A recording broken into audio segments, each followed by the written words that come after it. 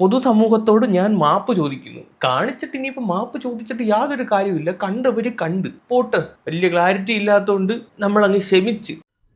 പ്രശസ്ത സിനിമാ നടൻ വിനായകൻ മുന്നാമ്പറം കാണിച്ചിരിക്കുകയാണ് ഗൈസ്. പിന്നാമ്പറമാണെങ്കിൽ പിന്നെയും കുഴപ്പമില്ലായിരുന്നു. ഇത് ഉമ്മറമാണ് കാണിച്ചിരിക്കുന്നത്. വിനായകന്റെ ഫ്ളാറ്റിന്റെ താഴെ തടിച്ചുകൂടിയ ആളുകളെ നോക്കി തള്ളക്കി വിളിച്ചോണ്ടാണ് വിനായകൻ ഈ ദിവ്യ പ്രദർശനം നടത്തിയിരിക്കുന്നത്. ഈ ദിവ്യ ദർശനം നടത്തിയ സമയത്ത് ഏതോ ഒരു ഭക്തൻ തന്റെ ഫോട്ടോ എടുത്ത് ഫേസ്ബുക്കിൽ പ്രചരിപ്പിക്കുകയുണ്ടായി. ഈ പ്രചരിപ്പിച്ച ഫോട്ടോ വിനായകൻ തന്നെ തന്റെ ഫേസ്ബുക്കിൽ ഷെയർ ചെയ്തിരിക്കുകയാണ് ഗൈസ്. തന്നേക്കാൾ വലിയ ചറ്റ ഈ ഫിലിം ഇൻഡസ്ട്രിയിൽ വേറെ ഇല്ല എന്ന് അടിവരയിട്ട് ആളുകളെ കൊണ്ട് പറയിപ്പിക്കുന്ന തരത്തിലുള്ള മാതൃകാപരമായിട്ടുള്ള വെടലത്തരമാണ് വിനായകൻ കാഴ്ചവെച്ചിരിക്കുന്നത്. കൂടാതെ തന്നെ ഈ ഉമ്മറം കാണിക്കുന്ന ഒരു വീഡിയോയും കൂടെ ഇറങ്ങിയിട്ടുണ്ട്. നമുക്ക് അതൊന്ന് കാണാം.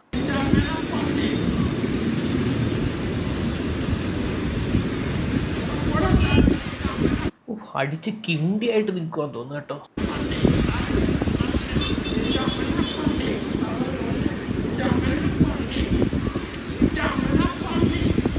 എന്തോ കാര്യമായിട്ട് വിളിച്ച് പറയുന്നുണ്ട്.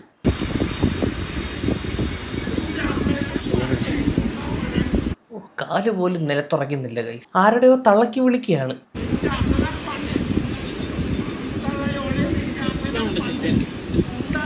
പച്ച തള്ളക്കിളി തന്നെ, പച്ച തള്ളക്കിളി തന്നെ.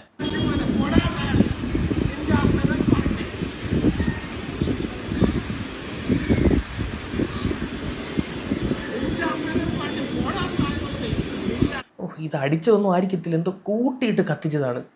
കൂടിയ ജാതി എന്തോ ആണെന്ന് തോന്നുന്നു കേട്ടാ.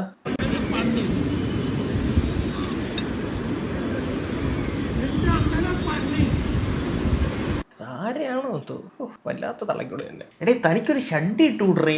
പ്രിയപ്പെട്ട കുടിയന്മാരെ, കഞ്ചാവോളികളെ, MDMA വാണങ്ങളെ, നിങ്ങൾ അടിക്കുന്നതിന് മുമ്പ് പാലിക്കേണ്ട കുറച്ച് റൂൾസും കാര്യങ്ങളൊക്കെ ഉണ്ട്. റൂൾ നമ്പർ 1, മുണ്ടെടുത്തുകൊണ്ട് കുടിക്കാതിരിക്കുക, അല്ലെങ്കിൽ അടിക്കാതിരിക്കുക, അല്ലെങ്കിൽ കുത്തിവെക്കാതിരിക്കുക. കാര്യം നീമാൻ ഇങ്ങനെ പൊളഞ്ഞു പോകുമ്പം ഇത് എങ്ങോട്ടൊക്കെയാണ് അഴിഞ്ഞു പോകുന്നതെന്ന് പറയാൻ പറ്റൂല. റൂൾ നമ്പർ 2, ഇനി അഥവാ നീയൊക്കെ മുണ്ടെടുത്തിട്ടാണ് ഈ പരിപാടിക്ക് നിൽക്കുന്നതെങ്കിൽ ഒരു ഷഡ്ഡി എങ്കിലും അറ്റ്ലീസ്റ്റ് ഇടാൻ ശ്രമിക്കുക. അല്ലെങ്കിൽ ഇതുപോലെ ലിംഗഭഗവാന്റെ നാട്ടുകാർ മൊത്തം വീഡിയോ എടുത്ത് വൈറലാക്കും. ഇനി അഥവാ ഷഡ്ഡി ഇടാൻ ഉദ്ദേശമുണ്ടെങ്കിൽ ഇച്ചിരി കൂടിയ ഷഡ്ഡി അതിനുവേണ്ടി മാറ്റി വെച്ചോ. റിച്ച് ആണ് നാട്ടുകാരെങ്കിലും വിചാരിച്ചോട്ടെ. എന്താണെങ്കിലും നമ്മുടെ വിനായകന്റെ കിളിക്കുഞ്ഞിനെ നാട്ടുകാർ മൊത്തം കണ്ടിട്ടുണ്ട്. ഏതോ ഒരുത്തൻ നല്ല വെടിപ്പായിട്ട് സൂം ചെയ്തെടുത്തതാണ്. അവന്റെ S23 അൾട്ര എങ്ങാനും ഉണ്ടായിരുന്നെങ്കിൽ തീർന്നേനെ. ചുക്കാമണിയുടെ അറ്റത്ത് കൂടെ വരെ അണ്ണന്റെ നാട്ടുകാർ മൊത്തം കണ്ടേനെ. ഇത് മൊത്തത്തിലൊരു പുകപ്പറ ആയതുകൊണ്ട് അധികം ആരും കണ്ടിട്ടില്ല. എന്താണെങ്കിലും വിനായകൻ ബ്രോ മാപ്പ് പറഞ്ഞുകൊണ്ട് രംഗത്ത് വന്നിട്ടുണ്ട് ഗൈസ്. നമുക്ക് ആ പോസ്റ്റ് ഒന്ന് കാണാം. പുള്ളിയുടെ ഫേസ്ബുക്ക് പേജിലാണ് സാധനം ഇട്ടേക്കുന്നത്. ഇത് എപ്പോഴാണോ എന്തോ ഡിലീറ്റ് ചെയ്യാൻ പോകുന്നത്. 1 hour ago ഇട്ടതാണ്. സിനിമാ നടൻ എന്ന നിലയിലും വ്യക്തി എന്ന നിലയിലും പല വിഷയങ്ങളും കൈകാര്യം ചെയ്യാൻ എനിക്ക് പറ്റുന്നില്ല. എന്തിനാണ് ഈ പറ്റാത്ത പണിക്ക് പോകുന്നത്?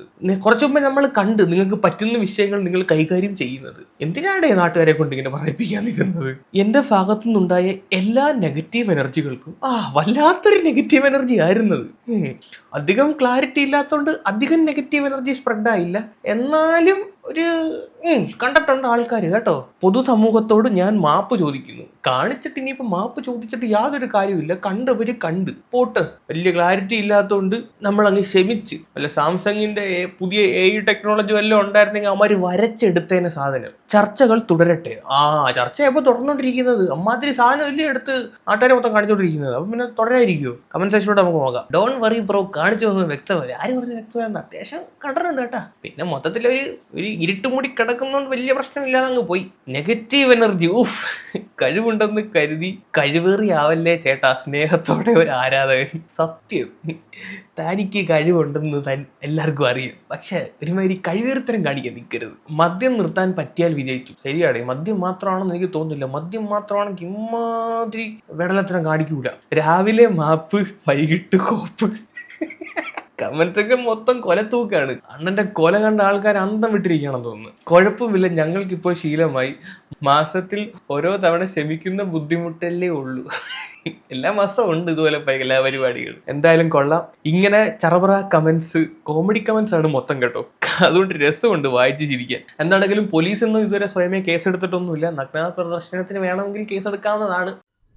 സത്യം പറഞ്ഞാൽ ഇത്രയും ടാലന്റ് ആയിട്ടുള്ള ഒരു മനുഷ്യൻ ഇങ്ങനെ ചെറ്റത്തരം കളിച്ച് കാണിക്കുമ്പോൾ അല്ലെങ്കിൽ ഇങ്ങനെ നശിക്കുന്ന കാണുമ്പോൾ നമുക്ക് വിഷമമുണ്ട്. സത്യം മലയാളത്തിലൊക്കെ അല്ലെങ്കിൽ മലയാളത്തിലും തമിഴിലും ഒക്കെ ഒരുപോലെ തിളങ്ങാൻ പറ്റുന്ന ഒരു നടനാണ് വിനായകൻ എന്ന് പറയുന്നത്. അങ്ങനെയുടെ കാലിബർ ഭയങ്കരമാണ്. നിങ്ങൾക്ക് അറിയാവുന്ന അറിയത്തില്ല, ഇങ്ങനെ 2 മ്യൂസിക് കമ്പോസ് ചെയ്തിട്ടുണ്ട്. കമ്മട്ടിപ്പാടത്തിനകത്ത് അക്കാണും മാമലയെങ്ങും നമ്മുടെ തല്ലൻ മകനെ, ആ പാട്ട് പുള്ളിയാണ് കമ്പോസ് ചെയ്തത്. അതുപോലെ തന്നെ ട്രാൻസിനകത്തെ ടൈറ്റിൽ ട്രാക്ക് അതൊരു ട്രാൻസ് സാധനമാണ്. ഹെഡ്സെറ്റ് ഒക്കെ വെച്ച് കേട്ട് കഴിഞ്ഞാൽ കിടിലമാണ്. ഞാൻ ഇരുന്ന് ഉറങ്ങിപ്പോയി ഇത് കേട്ടിട്ട്. ഉള്ള കാര്യം പറയല്ലോ, ഒരു ട്രാൻസ് മൂഡിലിട്ട് പോയിട്ട് ഉറങ്ങിപ്പോയി. സോ ഇതും ഇദ്ദേഹമാണ് കമ്പോസ് ചെയ്തത്. നമുക്ക് വിശ്വസിക്കാൻ പറ്റത്തില്ല വിനായകനാണ് ഈ സാധനം കമ്പോസ് ചെയ്തതെന്ന് പറഞ്ഞു കഴിഞ്ഞാൽ. സോ അഭിനയം മാത്രമല്ല, ഇങ്ങനെയുള്ള കഴിവുകളും ഉണ്ട്. ഇയാൾ ആദ്യകാലങ്ങളിൽ ഡാൻസറൊക്കെ ആയിരുന്നു, പിന്നെ എപ്പോഴും അഭിനയ രംഗത്തോട്ട് വന്നു. എന്താണെങ്കിലും അഭിനയത്തിന്റെ കാര്യത്തിൽ അദ്ദേഹം അദ്ദേഹത്തിൻ്റെതായിട്ടുള്ള ഒരു ബെഞ്ച് മാർക്ക് സൃഷ്ടിച്ചിട്ടുണ്ട്. അഭിനയിക്കാൻ ഇങ്ങേറി ടോപ്പ് ആണെന്നുള്ള കാര്യത്തിൽ നമുക്ക് ഒരു സംശയമില്ല, ഒരാൾക്കും ഒരു തരത്തിലുള്ള സംശയവുമില്ല. പക്ഷേ പേഴ്സണൽ ലൈഫിലോട്ട് വരുമ്പോഴത്തേക്ക് ഇങ്ങനെ അട്ടർ ഫെയിലിയർ ആണ്. ഇങ്ങനെയുടെ ഈ ഒരു കൂതറ സ്വഭാവം കാണുമ്പോൾ നമുക്ക് തോന്നാം, ഇങ്ങനെ എങ്ങനെയാണ് സിനിമ കിട്ടുന്നത്? സീരിയസ്ലി എല്ലാവർക്കും ഉള്ളിൽ തോന്നുന്നൊരു ചോദ്യമാണ്. ഇങ്ങനെയുടെ പ്രൊഫഷണൽ ലൈഫിനകത്ത് ഇല്ല, സിനിമയ്ക്കകത്ത് പറയുന്നതിനോട്ട് 100% പ്രൊഫഷണൽ ആണ്. കുറച്ച് നാൾക്ക് മുമ്പ് മനോരമ ന്യൂസിൽ വന്ന ഇദ്ദേഹത്തിന്റെ ഒരു ഇന്റർവ്യൂവിനകത്ത് ഇങ്ങനെ കുറച്ച് കാര്യങ്ങൾ പറയുന്നുണ്ട്. നമുക്ക് അതൊന്ന് കേൾക്കാം. യു ആർ 100% പ്രൊഫഷണൽ, ഒരു സംശയമില്ല. കാരണം ചെയ്യുന്ന ക്യാരക്ടേഴ്സ് നമ്മൾ കണ്ടാൽ നമുക്കറിയാം എന്തുമാത്രം ഡെഡിക്കേഷൻ ആ ക്യാരക്ടറിന്. എൻ്റെ ജോലി ചോറാണ്. 100% എവിടെ കേട്ടിട്ടുണ്ട്, എൻ്റെ സെറ്റിൽ എവിടെയെങ്കിലും പറഞ്ഞിട്ടുണ്ട് ആരെങ്കിലും എന്നെ കുറിച്ച്. ശരിയാണ്, വിനായകനെ പറ്റി ഇന്നേ വരെ ഒരാള് കുറ്റം പറയാൻ നമ്മൾ കേട്ടിട്ടില്ല, അതും സെറ്റില്. പക്ഷെ പുറത്ത് ഒരുപാട് പ്രശ്നങ്ങൾ ഉണ്ടാക്കി നമ്മൾ കേട്ടിട്ടുണ്ട്. 100% പ്രൊഫഷണൽ. 7 മണിയിൽ നിന്ന് 6:45 ഞാൻ വന്ന് കയറിയപ്പോൾ തന്നെ പുള്ളിയെടുത്ത് ചോദിക്കണേ വൈകിയോന്നോ ചോദിക്കണത്. ഞാൻ ഡ്രൈവറിൻ്റെ അടുത്ത് 2:50 ഇവിടെ എത്തിയിരിക്കണം എന്നുള്ളതാണ്. പ്രൊഫഷണൽ. അങ്ങനെ പ്രൊഫഷണലിസം കീപ്പ് ചെയ്യുമ്പോൾ ഒരു സെറ്റിൽ അങ്ങനെ അൺപ്രൊഫഷണലായിട്ട് പെരുമാറുന്ന ആൾക്കാരും ഒരുപാട് പേരുണ്ടാവുമല്ലോ. എൻ്റെ ലൈഫിൽ ഉണ്ടായിട്ടില്ല അങ്ങനെ. ഞാൻ ഇതൊന്നിലോട്ടും പോകാറില്ല. Because I M A professional. അത് എൻ്റെ കാര്യമല്ല. എനിക്കറിയില്ല. ഞാൻ എൻ്റെ എല്ലാ സുഹൃത്തുക്കളും, എൻ്റെ കൂടെ വർക്ക് ചെയ്യുന്ന എല്ലാവരും ചേട്ടാന്നേ വിളിക്കുള്ളൂ. സോ വിനായകൻ എന്ന് പറയുന്ന വ്യക്തി തന്റെ പ്രൊഫഷണൽ ലൈഫിൽ പക്കാണ്, അതിനകത്ത് ഒരു സംശയവുമില്ല. ഇദ്ദേഹത്തെ പറ്റി ഇന്ന് വരെ ഒരു സ്ത്രീ വിഷയത്തിലോ അല്ലെങ്കിൽ ഒരു ഡ്രഗ് കേസിലോ സെറ്റുകളിൽ നിന്നോ ഒരു രീതിയിലുള്ള കംപ്ലൈൻസോ ഒരു വിവാദമോ ഒന്നും തന്നെ നമ്മൾ കേട്ടിട്ടില്ല. എൻ്റെ അറിവിലില്ല. നിങ്ങൾ കേട്ടിട്ടുണ്ടെങ്കിൽ താഴെ ഒന്ന് കമന്റ് ചെയ്യുക. പക്ഷെ അവിടെയും വിനായകൻ ആർട്ടിസ്റ്റ് ഉണ്ടാക്കുന്ന ചില ബുദ്ധിമുട്ടുകൾ നേരത്തുള്ള പെരുമാറ്റം ഉണ്ടാവാറുണ്ടോ? എൻ്റെ ഒറ്റ പ്രൊഡ്യൂസർ പറയാറില്ല. 94-95 വന്നതാണ്. ഇന്ന് വരെ ഒറ്റ പ്രൊഡ്യൂസർ വിനായകനെ കൊണ്ടൊരു പ്രശ്നം ഉണ്ടായെന്ന് പറഞ്ഞില്ല. പറയാൻ പറ്റില്ല. 100% പ്രൊഫഷണൽ. അവർക്ക് വേണ്ടി വിനായകൻ ആർട്ടിസ്റ്റിനെയാണ്. ബാക്കി നിങ്ങളുടെ വ്യക്തി വിനായകൻ ഉണ്ടെങ്കിൽ പ്രൊഡ്യൂസർ വരെയും പോകും. ചില സ്ഥലത്ത് ഡയറക്ടർ പോലും ഇല്ല. വിനായകൻ ഉണ്ടെങ്കിൽ ചെയ്തോളൂ എന്ന് പറയണത്. അത്ര പ്രൊഫഷണലാണ് ഞാൻ. ഡെഡ്ലി പ്രൊഫഷണലാണ്. അതാണ് ഡെഡ്ലി പ്രൊഫഷണൽ ആണ്. പ്രൊഫഷണൽ ലൈഫിനെ പറ്റി പറയുമ്പോഴത്തേക്ക് വിനായകന്റെ കോൺഫിഡൻസ് ഹൈ ആണ്. പക്ഷെ റിയൽ ലൈഫിലോട്ട് വരുമ്പോഴത്തേക്ക് അട്ടർ ഫെയിലിയർ ആണ്. കോൺഫിഡൻസ് എന്ന് പറയുന്ന സാധനം അങ്ങനെ ഇല്ല. ഓഫ് സ്ക്രീനിൽ ഒരുപാട് ഇഷ്യൂസ് വിനായകന്റെ റിലേറ്റഡ് ആയിട്ടുള്ള നമ്മൾ കണ്ടിട്ടുണ്ട്. ഇപ്പൊ റീസെന്റ് ആയിട്ട് തന്നെ ഒരു ചായക്കടയുടെ മുന്നിൽ കിടന്ന് ബഹളം വെക്ക് നമ്മൾ കണ്ടിട്ടുണ്ടായിരുന്നു. ആ വീഡിയോ കൂടെ വേണമെങ്കിൽ ഞാൻ ഒന്ന് പ്ലേ ചെയ്യാം. ഹലോ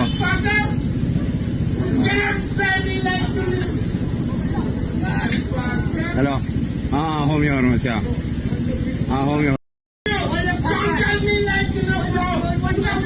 ചറവറാന്ന് ഇംഗ്ലീഷ് ഒക്കെ പറയുന്നുണ്ട്. എന്തരാണോ എന്തോ അലിച്ചു കയറ്റിയത്. ഹലോ ഇത് ഗോവ എങ്ങാണ്ടാണെന്ന് തോന്നുന്നു ഗൈസ്. പുള്ളിക്കാരൻ ഗോവയിലാണ് സ്റ്റേ ചെയ്യുന്നതെന്ന് പല ഇന്റർവ്യൂസിനകത്ത് പറയുന്നുണ്ട്. സുന്ദരം, എനിക്ക് ഒന്ന് സുലഭമായിട്ട് കിട്ടാൻ വേണ്ടി അല്ലെങ്കിൽ കുറുന്താളിപ്പ് കാണിക്കാൻ വേണ്ടി ഇങ്ങനെ ഗോവയിലല്ലോ വീട് വല്ലതും എടുത്ത് അവിടെ താമസമായിരിക്കും. സിനിമ ഉള്ള സമയത്ത് മാത്രം ഇങ്ങോട്ട് വരത്തോളായിരിക്കും. നാട്ടിലോട്ട് നാട്ടുകാരെ കൊണ്ട് ശല്യമായിരിക്കും മേ ബി. അതുകൊണ്ടായിരിക്കാം ഗോവ പിടിച്ചത്. എന്താണെങ്കിലും ഈ ഒരു ഇഷ്യൂ കാണുമ്പോഴും ഏതോ ചായക്കട മുന്നിക്കടന്നുള്ള പരിപാടിയാണ്. എന്തോ അടിച്ച് കയറ്റിയിട്ട് നോർമലായിട്ട് നമുക്ക് ഫീൽ ചെയ്യുന്നില്ല. സീരിയസ്ലി ഇനിയിപ്പോൾ അടിച്ച് കയറ്റിയാലും കയറ്റിയില്ലത് കണ്ടു കഴിഞ്ഞാൽ നോർമലായിട്ട് നമുക്ക് തോന്നുന്നില്ല. എന്നാൽ ഇതൊക്കെയാണ് ഇങ്ങനെ ഓഫ് സ്ക്രീൻ ഇങ്ങനെ കാട്ടിക്കൂട്ടുന്ന കാട്ടായ ഒരു തരത്തിലും സപ്പോർട്ട് ചെയ്യാൻ പറ്റാത്തതാണ്. ഇങ്ങനെയുടെ റിയൽ ലൈഫിലോട്ട് വരുമ്പോഴത്തേക്ക് ഇങ്ങനെ ഏറ്റവും കൂടുതൽ ഡിസ്റ്റർബ് ചെയ്യുന്ന ഒരു കാര്യം എന്താണെന്ന് വെച്ചാൽ ഇങ്ങനെയുടെ ജാതിയാണ്, ഇങ്ങനെയുടെ സ്കിന്നിന്റെ കളറാണ്.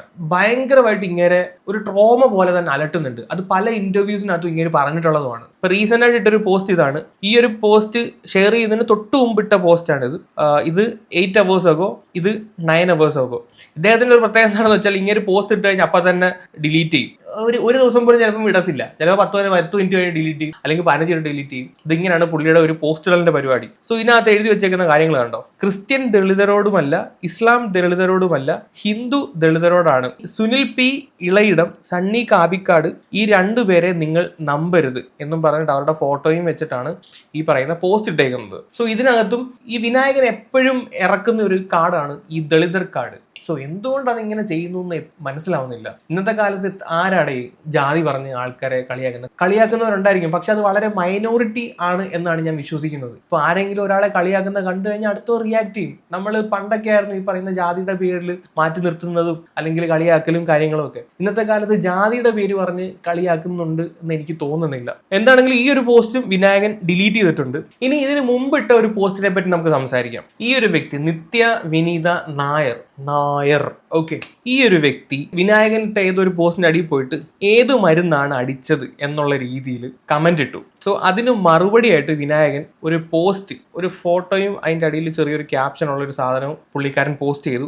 അത് ഞാനൊന്ന് വായിക്കാം. തോന്നുന്നു ഇവിടെ വിനായകന് കുരു പൊട്ടാൻ മെയിൻ റീസൺ ഈ നിത്യ വിനീത് നായർ എന്നുള്ള ആ ഒരു പേരാണ്. ആ ഒരു പോസ്റ്റ് ഇങ്ങനെയാണ്: നിന്റെ അമ്മയുടെ നായര് നമ്പൂതിരിയെ കൊണ്ട് അടിപ്പിച്ച മരുന്നല്ല വിനായകൻ അടിച്ചത്, സംശയമുണ്ടെങ്കിൽ നിന്റെ അമ്മയോട് ചോദിച്ചാൽ മതി. ഇതായിരുന്നു ആ ഒരു പോസ്റ്റ്. കുറച്ച് കഴിഞ്ഞപ്പോഴത്തേക്ക് വിനായകൻ അത് ഡിലീറ്റ് ചെയ്ത് പോവുകയും ചെയ്തു. ഇതിന് മറുപടി എന്ന രീതിയിൽ ഈ പറയുന്ന നിത്യ വിനീത് നായർ മറ്റേ ചായക്കടയിൽ ഉണ്ടായ ആ ഒരു വീഡിയോ ഉണ്ടല്ലോ, അതെടുത്ത് പോസ്റ്റ് ചെയ്തിട്ട് പുള്ളിക്കാരത്തി ഒരു ക്യാപ്ഷൻ കൊടുത്ത് ഒരു പോസ്റ്റ് ഇട്ടു: ഈ തള്ളയോളി എനിക്കെതിരെ എന്തോ പോസ്റ്റ് ഇട്ടു, ഈ കഞ്ചാവ് മലരനെ പറ്റി എന്തേലും പറഞ്ഞാൽ ജാതിക്കാട് ഇറക്കി നമ്മളെ അകത്താക്കും. ഇതും പറഞ്ഞിട്ടാണ് ഈ പെങ്കൊച്ച് ഈ പോസ്റ്റ് ഇട്ടേക്കുന്നത്. ഇവരെ എന്ത് പറഞ്ഞാലും ജാതിക്കാട് ഇറക്കും എന്നുള്ള രീതിയിലാണ് പുള്ളിക്കാരത്തി സംസാരിച്ചേക്കുന്നത്. അപ്പൊ ഈ ഒരു പോസ്റ്റിന് മറുപടിയായിട്ട് വിനായകൻ പിന്നെ ഒരു പോസ്റ്റ് ഇട്ടു: ദളിത് കാടിട്ട് വിനായകൻ നിന്നെ പൂട്ടിയാലും നിന്റെ അമ്മയുടെ നായര് നിന്റെ അമ്മയുടെ മുറിയിലിട്ട് നമ്പൂതിരിയെ പൂട്ടിയ ആ ചരിത്ര പൂട്ട് ആ ദളിതനായ വിനായകൻ ചെയ്യില്ല. സോ ഇങ്ങേര് സ്വയം നാറാൻ വേണ്ടി നടക്കുകയാണ്. സത്യം പറഞ്ഞാല് വിനായകൻ തന്നെ ഇങ്ങേരെ അഡ്രസ്സ് ചെയ്യുന്നത് ദളിതനായ വിനായകൻ, ദളിതൻ ദളിതൻ ദളിതൻ. ഇതൊരു 100 വട്ടം ഇങ്ങനെ എടുത്ത് പറഞ്ഞ് ഇങ്ങേര് തന്നെ ഇങ്ങേരെ ആ ഒരു ബാനറിലോട്ട് അങ്ങ് പതിപ്പിച്ച് വെക്കുകയാണ് ചെയ്യുന്നത്. നിത്യ എന്ന് പറയുന്ന ഇവര് പോസ്റ്റ് ഇട്ടപ്പോൾ വിനായകന് പൊട്ടാൻ ഏറ്റവും വലിയ കാരണം അവരുടെ പേര് തന്നെയാണ്. പേരിന്റെ അറ്റത്തുള്ള നായർ എന്നുള്ള കാര്യം തന്നെയാണ്. എനിക്ക് തോന്നുന്നു വേറെ ആരാണെങ്കിലും വിനായകൻ ചിലപ്പം അത് പൊട്ടൂലായിരുന്നു. വിനായകന്റെ കമന്റ് സെക്ഷൻ എടുത്ത് നോക്കിക്കഴിഞ്ഞാൽ ഒരുപാട് കമന്റ്സ് നടക്കുന്നുണ്ട്, ഒരുപാട് നെഗറ്റീവ് കമന്റ്സ് നടക്കുന്നുണ്ട്. പക്ഷെ അവർക്ക് എതിരെ ഒന്നും വിനായകൻ പറയാതെ ഇവർക്കെതിരെ പറയണമെങ്കിൽ അവരുടെ ആ ഒരു പേര് തന്നെയാണ് വിനായകനെ ചൊടിപ്പിച്ചത്. സോ ഈ ജാതിയുടെ പേരിൽ ഇപ്പോഴും ആളുകൾ വേട്ടയാടുന്നു എന്നുള്ള രീതിയിൽ അന്ന് കുറച്ച് നാൾക്ക് മുമ്പ് കൊടുത്ത മനോരമയുടെ ഇന്റർവ്യൂവിൽ പറയുന്നുണ്ട്. നമുക്ക് അതുകൂടെ ഒന്ന് കേൾക്കാം. പക്ഷെ കമ്മട്ടിപ്പാടത്തിൽ ഒരു വെറുതെ ഉണ്ടായിട്ടുള്ള സംഗീതം അല്ല. ഞാനത് വീണ്ടും ചോദിക്കാൻ കാരണം അതിനുള്ളിൽ ഒരു പെയിനുണ്ട്, ലൈഫുണ്ട്, കടന്നു വന്ന വഴികളുണ്ട്. ഇതൊക്കെ ഞങ്ങൾക്ക് കാണാം. പ്രത്യേകിച്ച് വിനായകനാണ് അതിൻ്റെ സംഗീതം എന്ന് കേട്ടതോടുകൂടി നമ്മൾ കാണുന്ന വിനായകനും കാണാത്ത വിനായകനും നമ്മളൊരു വലിയ അന്തരമുണ്ട്. നമ്മൾ പൊതുവിൽ പുറമേക്ക് അറിയുന്ന വിനായകൻ അല്ലെങ്കിൽ ഒരിക്കലും ഞങ്ങൾക്ക് മുന്നിൽ പ്രകടമാകാത്ത സ്വയം ഒളിച്ചു വെക്കപ്പെടുന്ന ഒരു വിനായകനുണ്ട്.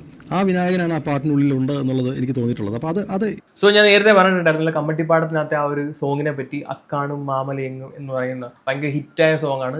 യൂട്യൂബിൽ തന്നെ എന്തോ 19 മില്യൺ ആൾക്കാർ യൂട്യൂബിൽ മാത്രം കണ്ട പാട്ടാണ്. സോ ആ ഒരു പാട്ടിനെ പറ്റിയാണ് ഇദ്ദേഹം ചോദിക്കുന്നത്. എന്തുകൊണ്ട് ആ ഒരു പാട്ട് കമ്പോസ് ചെയ്തു, അല്ലെങ്കിൽ അത് എന്തുകൊണ്ട് ആ ഒരു സോങ്. അന്നേരമുള്ള വിനായകന്റെ മറുപടി ഒന്ന് കേൾക്കാം ഗൈസ്. എത്രമാത്രം ആ പെയിൻ അത് എവിടെ നിന്നാണ് ആ സോങ്ങിൽ വന്നത്? പെയിൻ ഇന്നും എന്നെ ഇത് വെച്ചിട്ട് ആൾക്കാർ കളിയാക്കിക്കൊണ്ടിരിക്കുന്നത്. ഇത്രയും വലിയ വിദ്യാഭ്യാസമുള്ളൊരു സമൂഹമാണ്. എൻ്റെ സ്കിന്നാണ് പറയണത്. ഇവർ നമ്മളൊന്ന് ആലോചിക്കണം, എന്താണ് ഇവർ ചെയ്യണത്? ഞാൻ എന്ത് തെറ്റ് ചെയ്ത് എന്താ ഞാൻ ചെയ്ത തെറ്റ്? പറയുന്നത് ഇവരല്ലേ. ഒരു മര്യാദ വേണ്ടേ? ഒരു ശവശരീരം ചുമന്നുകൊണ്ട് ഇങ്ങനെയൊക്കെ നാടകം കാണിക്കണോ? ഈ സമൂഹമാണ് എന്നെ ചീത്ത പറയണത്. എൻ്റെ സ്കിന്ന് എൻ്റെ ജാതിയാണ്. എൻ്റെ മതമല്ല പ്രശ്നം ഇവർക്ക്. എൻ്റെ ജാതിയും എൻ്റെ സ്കിന്നുമാണ് അവർക്ക് പ്രശ്നം. ആ പെയിൻ എൻ്റെ മനസ്സിലുണ്ട്.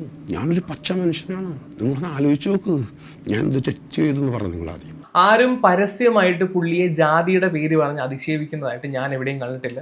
മേ ബി കമന്റ് സെക്ഷനിൽ കമന്റ് വരുമായിരിക്കാം. എന്നാലും ഞാൻ കുറെ കമന്റും കാര്യങ്ങളൊക്കെ നോക്കി. ഉമ്മൻചാണ്ടിയുടെ ഇഷ്യൂ വന്നതിന് ശേഷം പുള്ളി ഏത് ഫോട്ടോ ഇട്ടാലും തന്തയ്ക്ക് വിളി പതിവായിട്ട് കിട്ടാറുണ്ട്. പക്ഷെ നിറത്തിന്റെ പേരിലോ ജാതിയുടെ പേര് പറഞ്ഞോ കമന്റ്സ് അധികം ഞാൻ പുള്ളിയുടെ പോസ്റ്റിന്റെ അടിയിലൊന്നും കണ്ടിട്ടില്ല. ഇനി നേരിട്ട് ആരെങ്കിലും വന്ന് അധിക്ഷേപിക്കുന്നുണ്ടോന്നും നമുക്കറിയില്ല. മേ ബി ചിലപ്പോൾ ഈ പറയുന്ന ലഹരി മരുന്നിന്റെ ഉപയോഗം കൂടിയിട്ട് തലക്കേറി പിടിച്ചിട്ട് ചെറുപ്പത്തിലുള്ള ട്രോമാസ്, ഇങ്ങനെയുള്ള അനുഭവങ്ങൾ ചിലപ്പോൾ ചെറുപ്പത്തിൽ ഒരുപാട് ഉണ്ടായിട്ടുണ്ടാവും. അതൊക്കെ ഇങ്ങനെ തികട്ടി പുറത്തോട്ട് വരുന്നതായിരിക്കാം. മേ ബി നമ്മുടെ ഉള്ളിൽ നമ്മൾ തന്നെ സപ്രസ് ചെയ്ത് വെക്കുന്ന കുറെ കാര്യങ്ങളുണ്ട്. ഈ മദ്യവും മയക്കുമരുന്നും ഒക്കെ ഉള്ളോട്ട് കയറുമ്പോഴത്തേക്ക് ഇത് പുറത്തോട്ട് ചാടും. ഈ വിനായകൻ മദ്യവും മയക്കുമരുന്നും ഒക്കെ അടിക്കാൻ ഞാൻ കണ്ടിട്ടില്ല. പക്ഷെ ഇദ്ദേഹത്തിന്റെ ബിഹേവിയർ വെച്ച് നോക്കുമ്പോൾ എന്തൊക്കെയോ നല്ല സാധനങ്ങൾ തന്നെ യൂസ് ചെയ്യുന്നുണ്ടെന്നാണ് തോന്നുന്നത്. സോ എനിക്ക് തോന്നുന്നത് ഇങ്ങേരുടെ ഉള്ളിലുള്ള ഈ ചിന്തകൾ അല്ലെങ്കിൽ ഇങ്ങേരുടെ ഉള്ളിലുള്ള ഈ ട്രോമാസ് ആണ് ഇങ്ങേരെ കൊണ്ട് ഇങ്ങനെ സ്റ്റിൽ അഗൈൻ ആൻഡ് അഗൈൻ ഞാൻ ദളിതനാണ്, എന്റെ ജാതിയുടെ പേരിൽ ഇങ്ങനെ അധിക്ഷേപിക്കുന്നു എന്നുള്ള ഒരു തോട്ട് ഇങ്ങനെ ഉള്ളിലോട്ട് വരുന്നത്. എന്താണെങ്കിലും നല്ലൊരു നടൻ ഇങ്ങനെ നശിച്ചു പോകുന്ന കാണുമ്പോൾ അത് ഭയങ്കര ഒരു